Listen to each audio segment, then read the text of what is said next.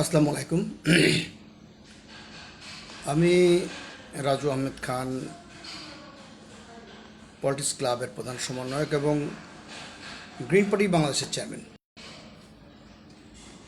আপনারা দেখতে পাচ্ছেন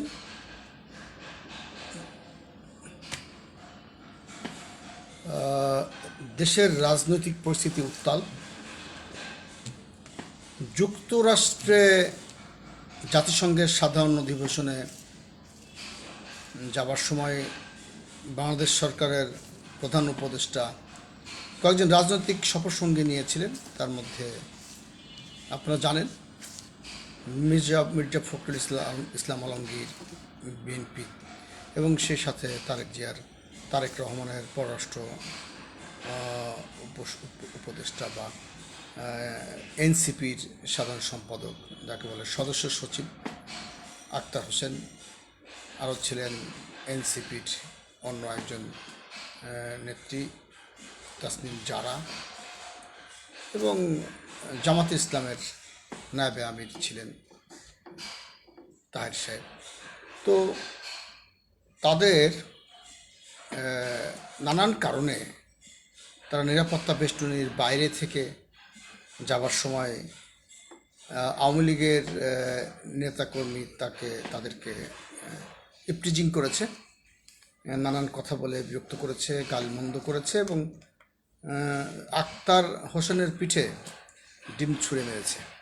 বিষয়টি গর্হিত অন্যায় কাজ করেছে এবং পরবর্তীতে মার্কিন পুলিশ সেই ডিম ছোড়া ব্যক্তিকে গ্রেপ্তার করেছে এবং তারপরে সেই গ্রেপ্তারকৃত ব্যক্তি জামিনও পেয়েছে। তাকে হয়তো দেশে ফিরিয়ে আনার কথা হচ্ছে, ফিরিয়ে দেবার। কিন্তু কালকে শুনলাম সংবাদে যে সেই ডিমছোড়া ব্যক্তির বাড়িটা শরীয়তপুরের কোথাও হবে, বাড়িতে মূল ফটকে আবার ডিম ছোড়া হয়েছে। এটা এনসিপির নেতাকর্মীরা ছুঁড়েছে। তো আমার কাছে প্রশ্ন হচ্ছে যে ডিম ছুঁড়ে কাউকে অপমান করা গর্হিত কাজ, অন্যায় কাজ। একই রকম অন্যায় কাজ করে সেই ডিম ছোড়ার প্রতিবাদে আবার ডিম ছোড়া, এই কাজটা কি কেমন হলো? আমরা একসময় ছোটোবেলায় কবিতা পড়েছি যে কুকুরের কাজ কুকুর দিয়েছে, কুকুরের কাজ কুকুর করেছে, কামড় দিয়েছে পায়, তাই বলে কুকুরকে কামড়ানো আমাদের কি শোভা পায়। এগুলোকে আসলে কবিতার মধ্যে, আদর্শ লিপির মধ্যে থাকবে?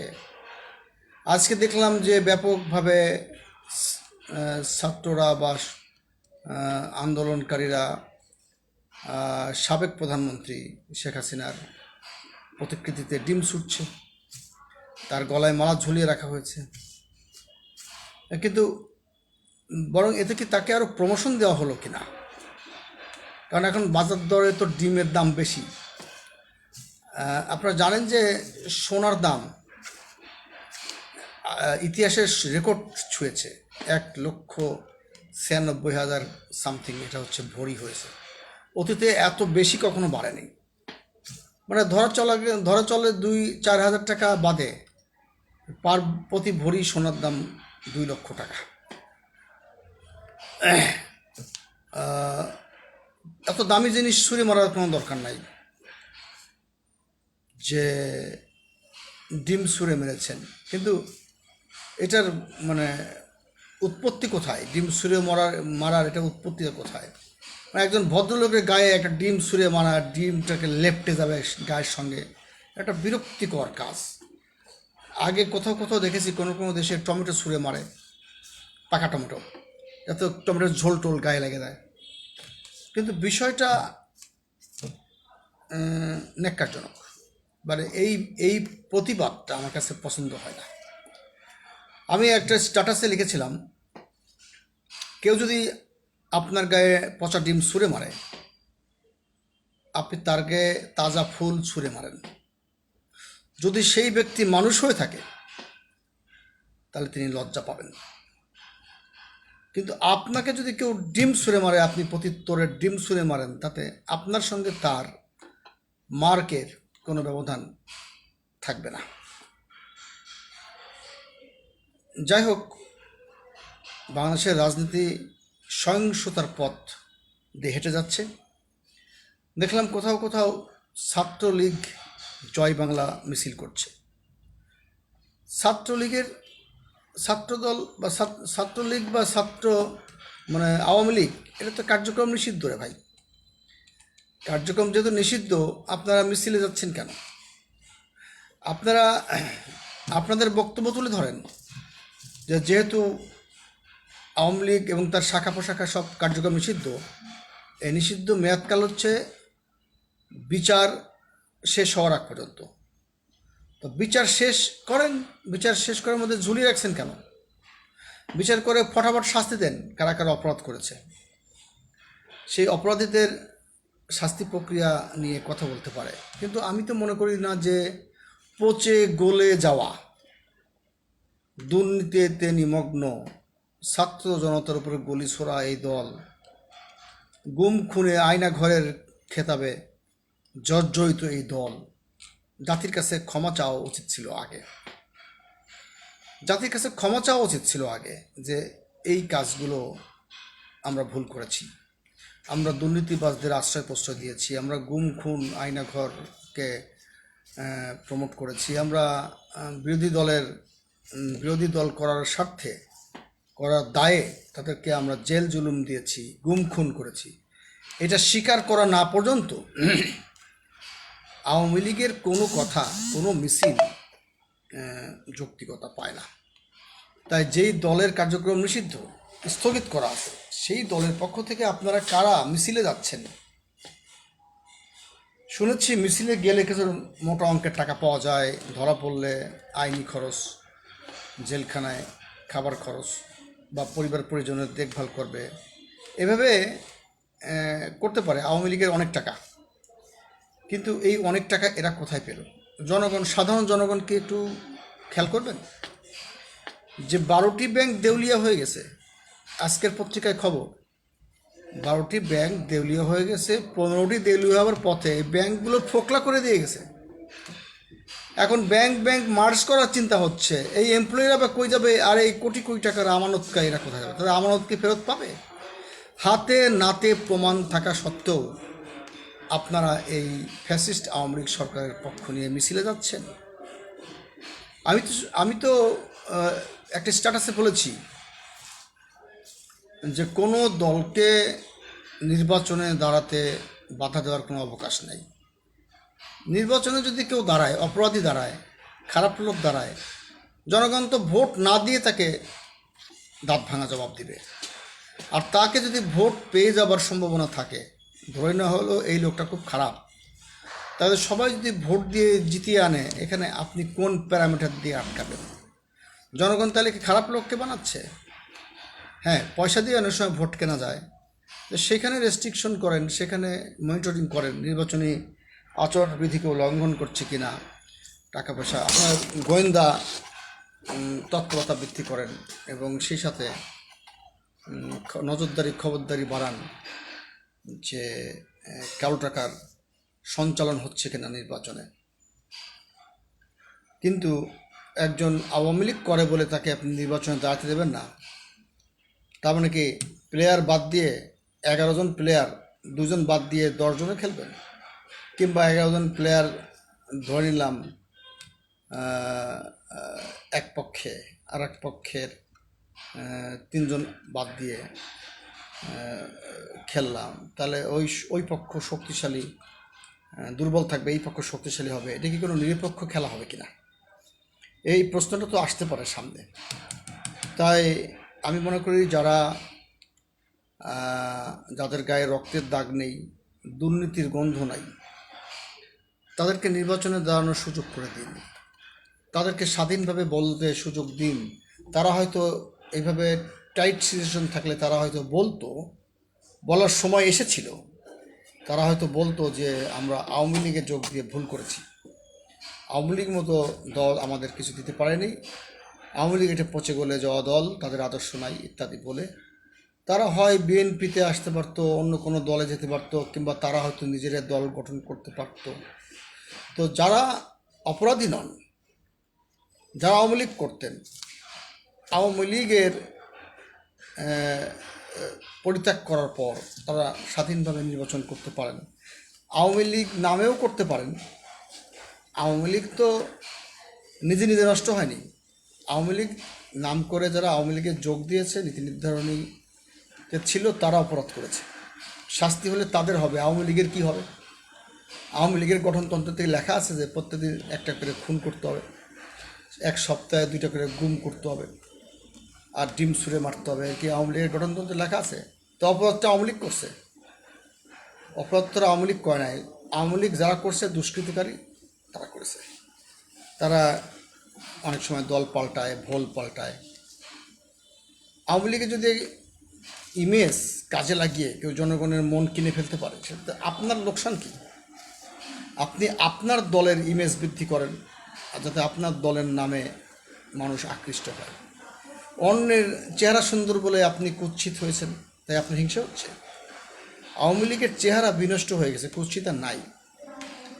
তাদের দলের নেতাকর্মীরা যে অপকর্ম করেছে, যে অন্যায় করেছে, তাতে তাদের দলের ইমেজ তৈরি করতে সময় লাগবে। বরং তারা যত ডিম ছুটছে, যত রকমের মিছিল মিটিং করছে, এতে আওয়ামী লীগ আরও যতটা তাড়াতাড়ি আসতে না পারতো, আরও সময়টা আরও কালক্ষেপণ হয়ে যাচ্ছে। কিন্তু একটি সুষ্ঠু রাজনৈতিক চর্চার মধ্যে আমাদের আসতে হবে। তো সেই ব্যবস্থা করেন। এবং রাজনীতি তো করি না এই কথা যে বলে যে আমি রাজনীতি করি না, ওটা একটা রাজনীতি। প্রত্যেকটা মানুষই রাজনীতি করে। হ্যালো, আসসালামু আলাইকুম। হ্যালো,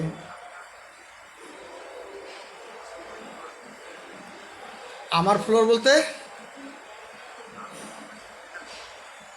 আমি 5 তলায় বসি, এখন 2তলাতেই আছি, লাইভ করতেছি। হ্যাঁ, লাইভে আছি, দোতলায় আছি। আসেন, আগের জায়গায় আছি ওখানে। হ্যাঁ, 2তলায় নামেন, 2তলায় আমি লাইভে আছি। হ্যাঁ, আসেন। তো যাই হোক, একজন সাবেক সচিব ফোন করেছিলেন, ওনার নাম হচ্ছে কাশেম মাসুদ। ওনার ফোন ধরলাম লাইভ চলাকালীন সময়ে। আমরা ওই যে বলি না, লাইভ মানে জীবন্ত। এই লাইভের মধ্যে যা কিছু ঘটবে সেটাই বাস্তবতা। তো সেজন্য সমস্ত রাজনৈতিক দলগুলোকে বলি, আপনারা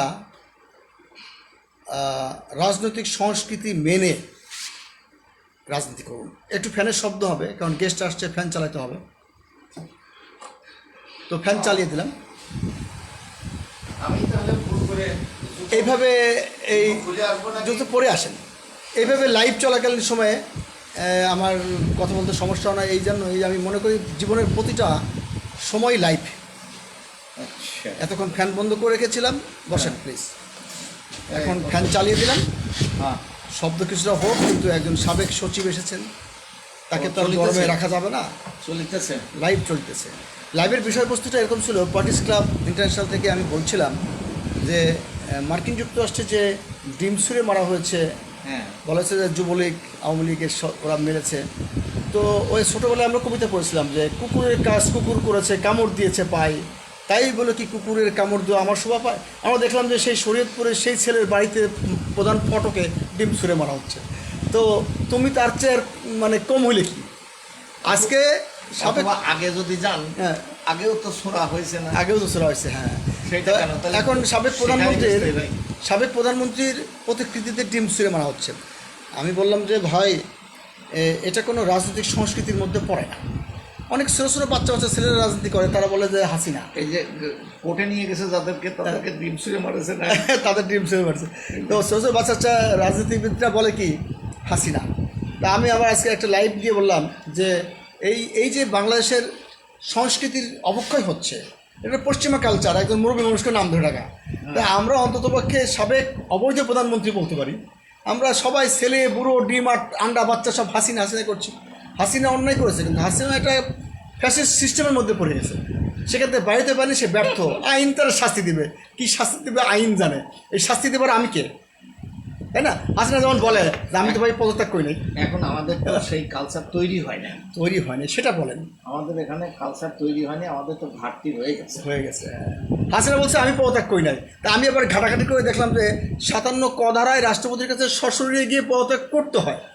এখন দেখেন হাসিনা খাতা কলমে তো প্রধানমন্ত্রী, মানে এই কথা বললে তো আপনাকে আরো বিষোদ্গার করবে। না সে কিন্তু এখানে একটা কথা আছে, আমি বলি না, এমন যদি হয় যে সে স্বাক্ষর করেছে, তার তো ডকুমেন্টস নাই কোনো। রাষ্ট্রপতি নিজেই বলছে না, পাই, বলতেছেন কেন? রাষ্ট্রপতি পরে অস্বীকার করছে আমি পাইনি। রাষ্ট্রপতি প্রথমে বলছিল যে হাসিনা পদত্যাগ পত্র জমা দিয়ে গেছে, ঠিক আছে।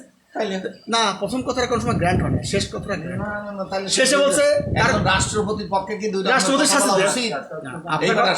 আপনি একজন সাবেক সচিব, আপনাকে শ্রদ্ধা রেখেই বলতেছি, হ্যাঁ, যে শ্রদ্ধা রেখেই বলছি যে রাষ্ট্রপতি শোনা কথা শুনে বলছে যে পদত্যাগ পত্র দিয়ে গেছে।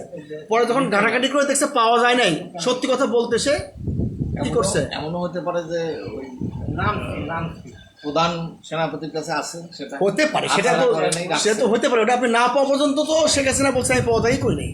আচ্ছা, এখন কথা হলো যে তাহলে পদত্যাগ করেন, তাহলে চলে গেলে কেন? রাগ, ক্ষোভ, আনন্দ, বেদনা এবং নানান আবেগময় কারণে যেতে পারে। তাতে কি তার প্রধানমন্ত্রী তো যাবে? ধরায় জেলে যেত, তার প্রধানমন্ত্রী যাবে কিনা আমি আপনাকে জানতে চাই। আপনি সাবেক সচিব, জেল খাটা দুঃখে আনন্দে যাওয়া যায় না? আমি বলি জেল খাটা রাজনৈতিক নেতাদের একটা কমন, এটা সাধারণ। আচ্ছা আপনি যদি সচিব থাকা অবস্থায় আপনার ছেলের জন্মদিনে আমেরিকা যান, মৃত্যুদিনে যান, আনন্দের দিনে যান, এই সমস্ত পঞ্চম ইন্দ্রিয়ের কারণে গেলে আপনার পথ চলে যাবে।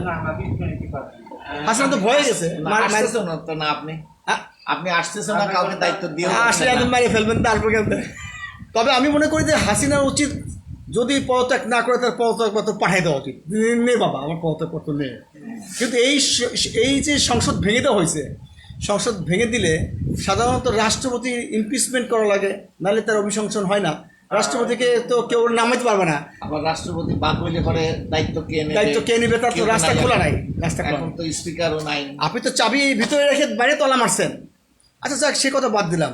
এদের লজ্জা হবে কবে? কাদের লজ্জা হবে? তোমার ডিম ছুটতে কে বললো? সাধারণ অধিবেশনে গিয়েছে। যদি এসব লজ্জার প্রশ্নই করেন, হ্যাঁ, তাহলে জনগণের পক্ষ থেকে যদি এমন কথা বলা হয় যে আপনারা রাজনীতি নেতারা দয়া করে রাজনীতি করাটা ছেড়ে দেন, আমাদেরকে ভাঙায়, আমরা ওদের কাছে দিয়ে দেবো না, আমাদেরকে জনসাধারণকে ভাঙায় আর রাজনীতি করবেন না। কিন্তু জনসাধারণ তো সবাই রাজনীতি করে না, আমরা করি, কিন্তু আপনি আমাদেরকে নাম ভাঙায়, দলের নাম ভাঙায় আপনি এসব করতে পারবেন না। ইস্তফা দেন, সব ইস্তফা দেন। এটা তো সাধারণ জনগণ বলতে পারে।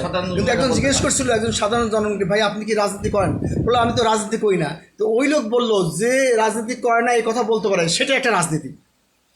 সেটা এখন রাজনীতির প্রভাবমুক্ত তো কেউই না। ওকে, সে ব্যাখ্যা করতে পারে। কথা হলো যে আপনি জনগণের, আপনাকে তো আমি দায়িত্ব দেইনি, অথচ বলতে জনগণের সেবা করতে চাই। আপনার এত সেবা কিন্তু আপনার ওই কথা আমার ভালো লাগছে। আপনি বলছেন রাজনৈতিক সংস্কৃতির মধ্যে কেউই নাই। হ্যাঁ, অথচ আপনারা সকলেই দয়া করে পদত্যাগ করেন, আপনারা আমাদের নিয়ে খেলবেন না। কিন্তু এই যে আমাদেরকে নিয়ে আপনি অজুহাত তৈরি করবেন না, বলেছে জনগণ মানবে না। জনগণ আপনাকে কি বলে? কিন্তু এই যে অশান্ত সাগরে নৌকা ছেড়ে দিচ্ছেন, পাল তুলে দিচ্ছেন, মাঝে যদি না থাকে নৌকা চলবে কেমনে? থাকতে হবে না, ঘুরে বেড়াক, তাতে আপনার কি? মানুষ মারা যাবে না? আপনারা তো সঠিক পথে কোনোদিনই যাচ্ছেন না। আপনি নৌকায় উঠলেই আপনার লাইনে চলে যান। আপনারা অদৃশ্য ভাবে শুনতে পাচ্ছেন কাসেম মাসুদ ভাইয়ের কথা। উনি সাবেক সচিব। 12টি ব্যাংক দেউলিয়া হয়ে গেছে, 15টি ব্যাংক দেউলিয়া হওয়ার পথে। তাহলে এই সাবেক সরকার, মানে অবৈধ সরকার ফোকলা করে দিয়ে গেছে, এই ব্যাপারে আপনি কি বলবেন? ভালো কাজ করেছে না? আমরা তো এখন আমাদের তো নিজেদের হাতে তো কোনো প্রমাণ নাই। আমরা তো শোনা কথায় চলতেছি, পত্রিকা। হ্যাঁ, আমরা তো দেখতেছি পত্রিকা অনেক গুরুত্বপূর্ণ জিনিস এড়ায় যায়। ওনাদের কোনটা সুবিধা হবে অসুবিধা হবে সেটা বিবেচনা করে অত্যন্ত গুরুত্বপূর্ণ অনেক বিষয় তারা পত্রিকায় আনছে না। পত্রিকা অনেক ভয় আছে। হ্যাঁ, এইটা তো সত্যি যে 12টা ব্যাংক দেউলিয়া হয়ে গেছে। এটাও পত্রিকায় বাংলাদেশ ব্যাংকে খবর নেন না, সেটা তো দেখা যাচ্ছে যে অনেকগুলো ব্যাংকে এক করে দেওয়ার চেষ্টা, মার্চ করার চেষ্টা করা হচ্ছে। 15টা ব্যাংক আরো দেউলিয়া হওয়ার পথে। এই আমানতকারীর টাকা কোথায় যাবে? আর এই দায়িত্ব তো আওয়ামী লীগ সরকার, সাবেক সরকারের স্বীকার করা উচিত। বাবা আমাদের ভুল হয়ে গেছে, মাফ করে দাও, কোনায় চিপাই একটু রাখো, আর ডিম ডুম ছিড়ো না বা মারটা দিও না। তাও তো করতেছে না। কি করবেন আপনারা? কি রাজনীতি হাতে তুলে নেবেন সাবেক আমলা যারা আছেন? তবে ডিম যারা ছোড়াছুড়ি করতেছে তাদেরকে আরেকটু বলতে পারেন যে ভাই, ভালো ডিমগুলো মেরে নষ্ট করবে না, পচাগুলো মারে। আচ্ছা, ভালো ডিমগুলো নষ্ট করতে লস, এটা জাতির ক্ষতি। এত পচা ডিম পাবে? ভালো ডিমগুলো জনগণের খাওয়ার জন্য। আমি সকালে একটা স্ট্যাটাস দিয়েছিলাম, যদি তোমাকে কেউ পচা ডিম ছুঁড়ে মারে, তুমি তাকে তাজা ফুল ছুঁড়ে মারো, তাতে একটু হলে তার লজ্জা হবে। আসলে কি লজ্জা হবে? টেস্ট করে দেখা যায় আর কি। মানে এই কালচারে আমরা কবে আসতে পারবো, কত বছর পরে আসতে পারবো? মানে আপনার বিকল্প সুস্থতার রাজনীতি শুরু করতে হবে, সেটা করলে হবে না, সমালোচনা করলে হবে না, আপনাকে ভালোটা শুরু করতে হবে। আপনি বললেন ফুল দেওয়ার জন্য, তাহলে তো আপনাকে একটা অ্যাক্টিভ পার্ট নিতে হবে। কিন্তু আমি তো সেই সুস্থ ধারার রাজনীতি পার্ট নেন। আমাদের গ্রিন পার্টি বাংলাদেশ সেটা তো করছে অলরেডি, কিন্তু কেউ তো আমাদের পাতা দিচ্ছে না। আপনি সেইভাবে করতেছেন, আমাদের তো পয়সা নাই, গরিব মানুষ, না এদেশে ভিক্ষুক এবং বাউলরাও যদি জীবনযাপন করতে পারে, আপনি এত দূর চিন্তা করেন। আমি তো অনেক ভিক্ষুকদের সঙ্গে বসে তাদের খোঁজ খবর সারা বাংলাদেশে বেরিয়ে পড়েন। আপনি যদি আমাকে দোয়া আশীর্বাদ করেন, হ্যাঁ, তাহলে আমি সারা বাংলাদেশে আবার বেরিয়ে পড়বো। এটা কোনো ব্যাপার না। যে দেশে ভিক্ষুকরা টাকা জমায় হবে মানে সেই দেশে ভয় কেন? আমার তো কোনো ভয় নাই। আপনি বেরিয়ে পড়েন, এটা একটা ভালো কথা হয়ে হলেও আপনি বেরিয়ে পড়েন। আপনার আর বাউল ভিক্ষুক এদের কথাই যে সম্পদের দরকার নেই, ওই যে আপনি বেরিয়ে পড়েন। ওই পল্টনের ওই মাথায় আপনার যাওয়ার সময় এক মুচি আমাকে বললো, আসসালামু স্যার, আপনি অনেকদিন আসেন না। তা আমার সাথে ছিল একজন উন্নয়ন পার্টির চেয়ারম্যান সৈয়দ মুখলিসুর রহমান। এই মাথায় ঘুরে আসার আর এক মুচি আমাকে সেলুট দিচ্ছে। তা মুখলিসুর রহমান বলছে যে আপনার কি গ্রিন পার্টি নাকি মুচি পার্টি? এই গ্রিন, ইয়েলো, রেড ইত্যাদি এই সমস্ত কথা বাদ দেন। আমরা যদি পথে নেমে পড়ি, তাহলে একসাথে আপনি নামবেন কিনা সেটা কয়ে, অবশ্যই সেটা কয়ে রাখেন। কারণ গ্রিন দিয়েই থাকবো নাকি গ্রিন ছেড়ে দেবো? না, গ্রিন, ইয়েলো, রেড ওইসব চলবে না। পথে নামবেন, জনগণের নামে নামবো। একটা নতুন নাম তো আমরা আলোচনা করে ঠিক করবো। হ্যাঁ, জনগণের নামে নামবো, জনগণের নামে নামবো এবং একটা নাম দিব। আপনি প্রস্তুতি রাখেন এবং আরো কে বহুজনকে পাবেন না, কিন্তু 2-1জনকে তো পেতে পারেন। অবশ্যই তাদেরকে ইনফরমেশন দিয়ে রাখেন যে আমরা এবার পথে নামবো। তাহলে আপনি গ্রিন দিয়ে আসতে সমস্যা কি আপনার? না, আমি বলছি যে গ্রিন তো অনেকগুলো পেজ আছে। কথা না, আমি বলছি যে গ্রিন একা রাখতে আপনি চেয়ারম্যান হয়ে যান। গ্রিন সেটা না, গ্রিনে তো অনেক জায়গায় পেজ টেজ আছে, এগুলো এডিট করা কঠিন হয়ে যাবে। থাকুক, কিন্তু আমরা যে এই যে ধারায় কথা বলতেছি সেই ধারাটাই সবাইকে উদ্বুদ্ধ করে সেই অবশ্যই করব। আমি তো আপনাকে অফার দিচ্ছি, আপনি গ্রিন পার্টির চেয়ারম্যান হয়ে যান। গ্রিন বাংলাদেশ না, চেয়ারম্যান হওয়া না, আমাকে একটা পদে রাখেন। কিন্তু আমি চাচ্ছি আপনার এই যে কথা, দরকার হলে আমরা একটা বৃহৎ প্ল্যাটফর্ম নিয়ে কাজ করব। তাও করা যায়। হ্যাঁ, যে এটাকে দেশকে বাঁচাতে হবে। দেশকে কেন বাঁচাতে হবে? দেশ তো রং হেডেড হয়ে গেছে। সেই সুস্থতার রাজনীতিতে ফিরাতে হবে, কথা একটাই। হ্যাঁ, দেশটা রং হেড হয়ে গেছে। যে অনেকে বলছে যে প্রধান উপদেষ্টা নিরাপদে চলে গেলেন, আর এখানে একটা বিরোধী দলের হেভি ওয়েট মানে কি বলে মহাসচিব মির্জা ফখরুলের মতো লোক, বয়োজ্যেষ্ঠ লোক, সে ডিমের মুখে পড়ে গেল। তাকে ডিম মারা হয় নাই, কিন্তু তাকে ডিম মারলে আমি ঠেকাই তোকে। ওই টিমে তো পড়েছে, তাহলে ডিম খেয়েছে, ডিম আর অন্যের গায়ে লাগলেও ওনার এটা ভাবার সুযোগ নাই যে উনি খায় না। যে ভাবার সুযোগ নেই যে উনি ডিম খায় না। টিম তো ডিম খেয়েছে। তো আজকে আলোচনা আমরা বেশি বাড়াবো না। সাবেক সচিব কাশিম মাসুদ ভাই আমাদের অফিসে এসে একটি প্রস্তাবনা রেখেছেন যে আসেন আমরা এক পথে হাঁটি। তো আমি ওনাকে প্রস্তাব দিয়েছি, আপনি আসেন গ্রিন পার্টিতে, প্রয়োজনে চেয়ারম্যান পদটা নিয়ে নেন। পদ তো বড় জিনিস না, কাজটা বড় জিনিস। যেহেতু আপনি একজন সচিব ছিলেন সাবেক, উনি বললো হোয়াই নট, অবশ্যই এক পথে হাঁটতে পারি, অবশ্যই হাঁটা দরকার। কে আপনারা হাঁটবেন আমাদের সঙ্গে কথা বলেন। এভাবে ডিম প্রযুক্তি, ডিম সংস্কৃতির বাইরে চলে যেতে হবে। ভাইয়ের নাম কি? ভাই আপনার নাম? আমাদের সাথে জুয়েল ভাইও আছে, খুবই চুপচাপ ঝিপঝাপ আছেন, উনি প্রতিক্রিয়া ব্যক্ত করছেন না, কিন্তু আক্ষেপ আছে। বাংলাদেশের রাজনীতি যে পথে হাঁটছে সেই পথে হাঁটাকে ভালো করে কেউ দেখতে পাচ্ছে না। আপনি দেখবেন যে বাংলাদেশের যত পত্রপত্রিকার শিরোনাম হয় যেসব রাজনৈতিক দল, সেসব রাজনৈতিক দলগুলো কখনো বলতে শুনিনি কাসেম মাসুদ ভাই, যাদের পত্রিকায় শিরোনাম হয় যেসব রাজনৈতিক দল, সেসব রাজনৈতিক দলগুলোকেও আমি বলতে শুনিনি যে আসো ভাই, জেলে মুচি তাঁতি সচিব উপসচিব সবাই আসো একসাথে কাজ করি। এটা কেন বলে না হালুয়া রুটির ভাগ অন্যদিকে চলে যাবে সেজন্য নাকি? না, সকলেই আমাদেরকে মনে করে কি অচ্ছুত, যে না, আমাদের দেশের একটা অ্যাটিটিউড সকলের মধ্যে দেখা যায়, সেটা হলো যে সে নিজেকেই বড় মনে করে, নিজের চিন্তা ভাবনা লাইনটাকেই সঠিক মনে করে, সেই জন্য সে অন্যকে ডাকতে পারে না। কিন্তু তাকে তো আমরা নেতা মানতে অসুবিধা নাই, হ্যাঁ, কিন্তু সে বিশ্বাস পায় না, ইনক্লুড করতে চাচ্ছে না, বিশ্বাস করে অন্যদেরকে সে বিশ্বাসে আনতে পারে না। মানে আমাকে মনে করে যে অন্যরা এসে মনে হয় আমার এই চিন্তা ভাবনাকে ডিস্টার্ব করবে, আমার নেতৃত্বকে ডিস্টার্ব করবে। তারা কি প্রকৃত নেতা? তা না হোক, মনে করে যায় ওইটা সকলেই, আমি মনে করতেছি, আপনি মনে করতেছেন, অন্যরাও মনে করতেছে, সকলের মধ্যে এই রোগ। না না, আমরা কখনো মনে করি না। আমি তো আপনাকে প্রকাশ্যে ব্যক্তিগতভাবে বললাম যে আপনি ব্যক্তিগতভাবে আপনি হয়তো না হইতে পারেন, কিন্তু আমাদের কমন হিসাবে এইটা সকলের মধ্যে কাজ করতেছে এই রোগ। আমরা অনেকগুলো আমাদের করোনা ছড়ায় পড়েছে, এখন এর মধ্যে কে কে বেঁচে আছে সেটা আলাদা, কিন্তু সোশ্যাল মিডিয়া কিন্তু আমাদের ছড়ায় পড়েছে। সোশ্যাল মিডিয়া কিন্তু আমাদের লোক চিনতে সাহায্য করেছে। কিভাবে? আমাদের অনেকগুলো নিউজ পেজ আছে, হ্যাঁ, যেগুলোতে অনেক অনেক রাজনৈতিক দলের লোকেরা সেখানে শেয়ার করে, গ্রুপ আছে, বা তারা বিনা দ্বিধায় করে। কিছু কিছু রাজনৈতিক দল আছে তারা শেয়ার করে না, তারা মনে করে যে এই নিউজগুলোতে যদি আমাদের পোস্টগুলি দেই, না জানি এরা ভবিষ্যতে আমাদের কন্ট্রোল নিয়ে নেবে। কিন্তু অতি চালাক তারা, কিন্তু অতি চালাকের তো গলায় ধরি নাকি, না নাকে ধরি। আজকে দেখেন একজন খ্যাতনামা রাজনীতিবিদ বললেন যে বঙ্গভবনে বসে আছি, কি আলোচনা করলো কে করলো জানি না, পট করে একটা অন্তর্বর্তীকালীন সরকার হয়ে গেল, আমার ইচ্ছার বিরুদ্ধে হয়ে গেল, এরকম বলতেছে।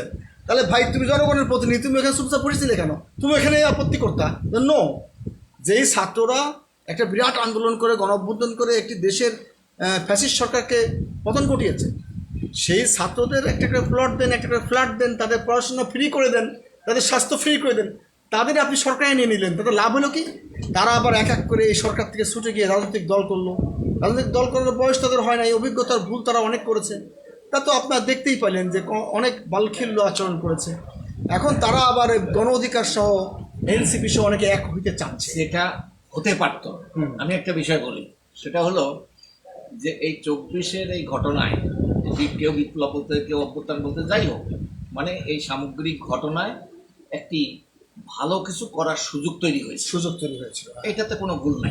এবং মানুষের মধ্যে মানুষের মধ্যে বা বেশিরভাগ মানুষের মধ্যে একটা আশা তৈরি হয়েছিল যে হয়তো এবারে কিছু একটা ভালো কিছু হবে।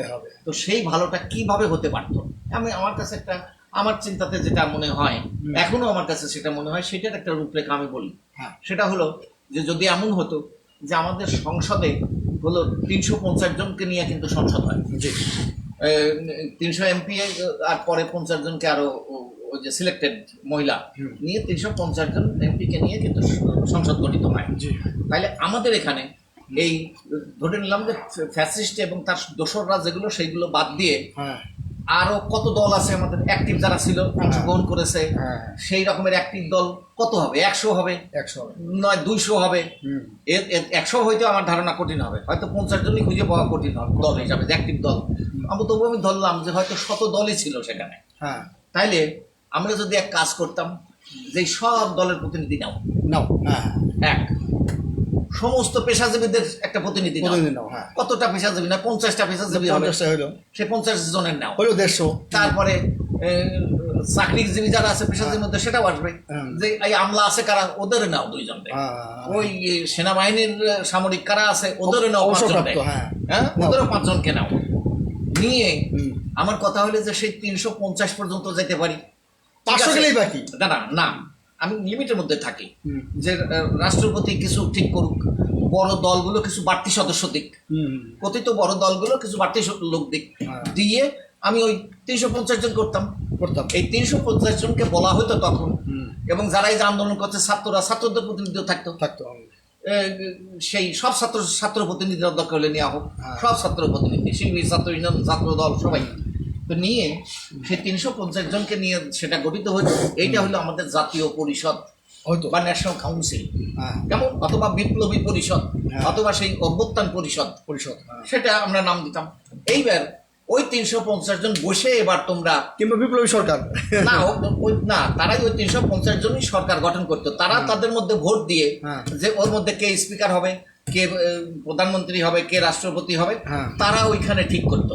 করে তারা একটা সরকারের ওই সমস্ত অর্গানগুলোর দায়িত্ব কাকে কাকে দিলে ভালো হয়, কে আইনে বিশেষজ্ঞ, কে ব্যবসায় বিশেষজ্ঞ, সেসবগুলো ভাগ করে সব দায়িত্ব দিয়ে এরা দরকার হলে এক টার্ম পুরো 5 বছর কাটাইতো। আর কারো তো দাবি দেওয়া নেই, সবারই তো অংশগ্রহণ আছে ওখানে, কে ইলেকশন যাবে, সবাই তো সে বিনা ইলেকশনে সরকারে। তাইলে এই 350 জন মিলে, সেই বিপ্লবী পরিষদ মিলে তারা 5 বছর চালাইতো, এবং এই 5 বছরে কোথায় কি সংস্কার, সেই সংস্কারগুলো তারা করতো, সমস্ত দুর্নীতি দূর করতো, জনবান্ধব সব আইন কানুন, সংবিধানের কোথায় সংশোধন, আইনের কোথায় সংশোধন, সেই কাজটা যদি করতো, তাহলে কি কারোর আপত্তি করার কিছু থাকতো? আন্দোলন করার কারোর কোনো জায়গা থাকতো? আর এই এতজন লোকরে নিয়ে এটা করলে তাহলে নিশ্চয়ই এই ব্যাপক হারে কোনো দুর্নীতির সুযোগ তৈরি হতো না, তাহলে একটা ব্যালেন্স হতো এবং মানুষও তাহলে মনে হয় স্বস্তির মধ্যে থাকতো যে এবং নিশ্চিতভাবে ভালো হতে পারতো। এখন কথা হলো সেই কাজটা এখন যদি আসি যে ওইটা ওই সময়ের কাজ, সময়ের 1 ফোঁড়, এখন 50 ফোঁড়, তো সময় 1 ফোঁড় তখন কি দিতে পারে না এই লোকে? এখনো সময় আছে, এখনো কি সময় চলে গেছে? সময় তো যায়নি। আমার কথা হলো যে এখনো সেই কাজটা করুক না।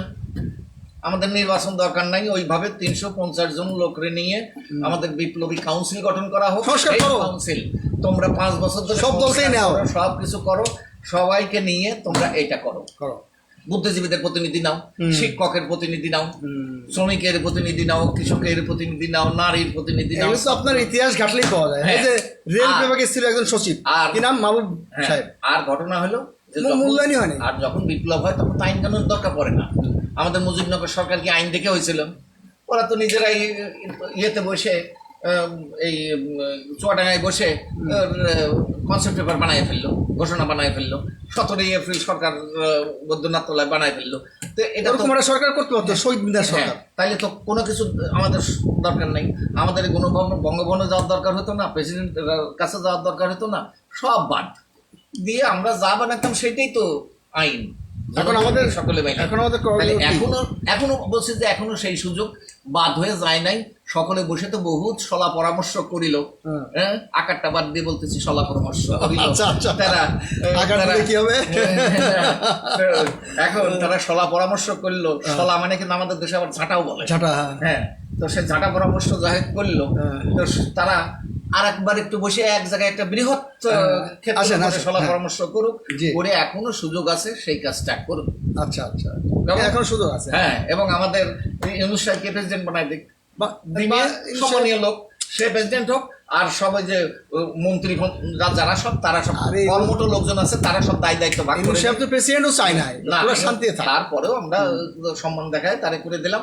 আর বাকিরা সব মন্ত্রীরা সব 60 জন 65 জন সব মন্ত্রণালয় ভিত্তিক এক একটা দায়িত্ব ভাগ করে যে যেটাতে দক্ষ। তা না করে এই দেখেন, এই যে সংস্কার কমিশনের মিটিং করে, তো এখানে এমন এমন সময় গেছে 2-3টা দলকে ডেকে নিয়ে ইম্পর্টেন্সি দিয়ে তারা এমনভাবে এনসিপিকে হাইলাইট করছে যে ওখানে মান্নারও বেড়ে চান্স পায়। আমার কথা হলো যে এইসব প্রশ্ন করার সুযোগ কি?